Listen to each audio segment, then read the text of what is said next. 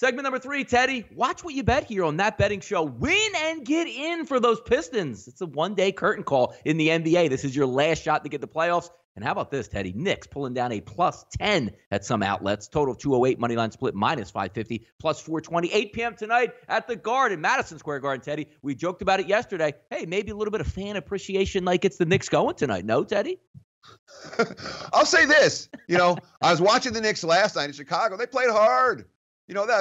There's something different about the end of this Knicks season than most recent seasons. That is, there does appear to be a decent amount of talent on that team and a pretty good attitude going in the offseason. There's not a coaching question for New York right now. There's not a franchise-changing direction question for New York right now.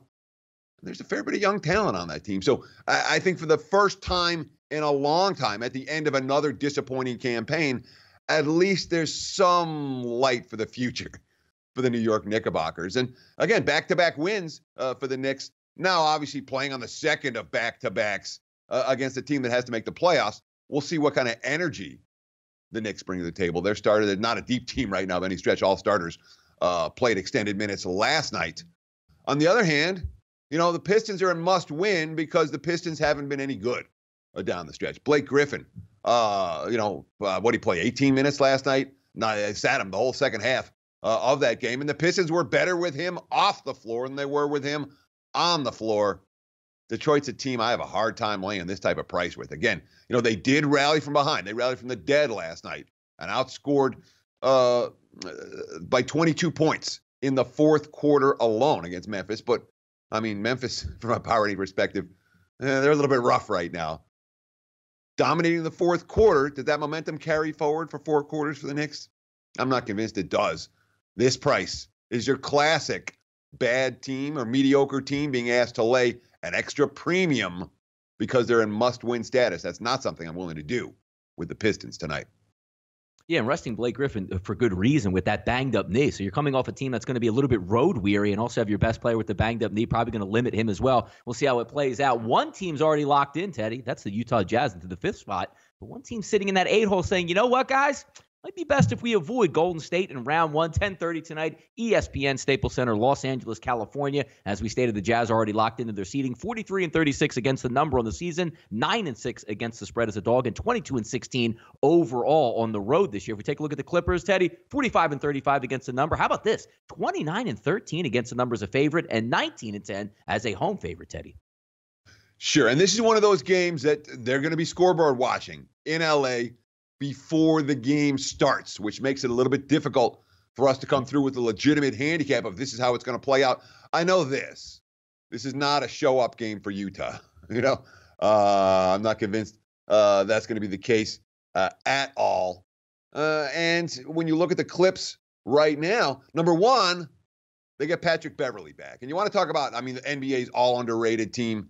Patrick Beverley's been on that team for the last 4 years. No one talks about him. Incredible defender at the point. And the Clips have been so much better with him on the floor than when he's hurt. Well, he's back right now. Then the quote from Doc Rivers, quote, seeding matters. It absolutely matters. I don't think anyone wants to play Golden State. If we have to, we'll be ready. My guess is the other 7 teams aren't volunteering. But the Clips do not control their own destiny, which is a concern. They're going to be paying attention to what's going on with the Spurs Mavericks game. They're going to be paying attention to what's going on with OKC tonight. If the Thunder lose and the Spurs and the Clippers win, there's a 3-way tie and the Clips get the 7 seed. If all 3 teams win, the Clips finish with the number 8 seed. If LA loses to Utah, they finish with the number 8 seed. There are all these different options, but the effort for the Clips may well depend on whether they're live to get a 7 seed in this ballgame at tip-off, and that's not something we know before the game starts or before, the other games start as we record here on Wednesday morning. Teddy, we had a similar scenario last night when you take a look at it. The Philadelphia 76ers already locked in the playoff seeding at 3. The Miami Heat still needed to win, but still needed some help. But you also have an interesting dichotomy here because the Sixers are flying down to Miami. Maybe one of those where it says, hey, man, let's get the boys together. We'll hang out. Doesn't really matter if we win the next day or not. We're going to have one nice last vacation in Miami in this warm weather before heading back to Philadelphia. How about the Utah Jazz? Not known, Teddy, Salt Lake City for its nightlife. You're in L.A. You're already locked in. Maybe the boys are going to go out clubbing tonight. How about that type of angle? I don't trust the Jazz. The Jazz have the real potential for no-show tonight. And the market's certainly showing signs of that. Although, I mean, we're seeing 6.5. We haven't seen the markets go nuts on this game at all. You can follow the odds all day at SBRodds.com.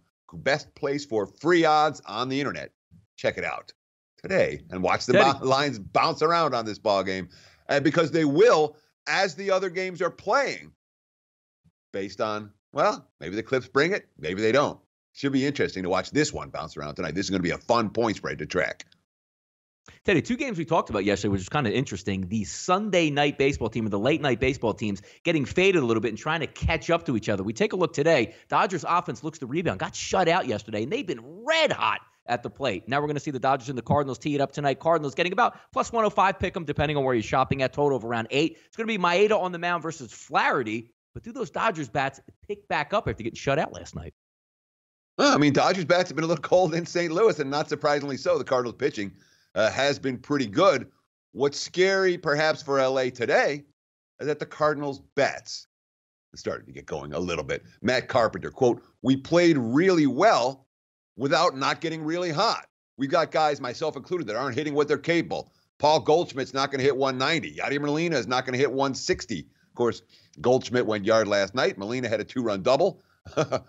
2 run-scoring doubles in his first 2 at-bats of that ball game. So some of the big bats for St. Louis starting to come alive.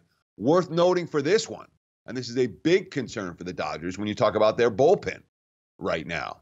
All right, their relievers threw 5 1/3 on Sunday at Colorado. They threw 6 1/3 on Monday. They had another 3 innings last night. They just picked up a guy from AAA in Chargois, I believe his name is. But it's still a short-handed bullpen tonight against a Cardinals team that's just starting to get some contributions from their key players. Yeah, then I like the way St. Louis is playing.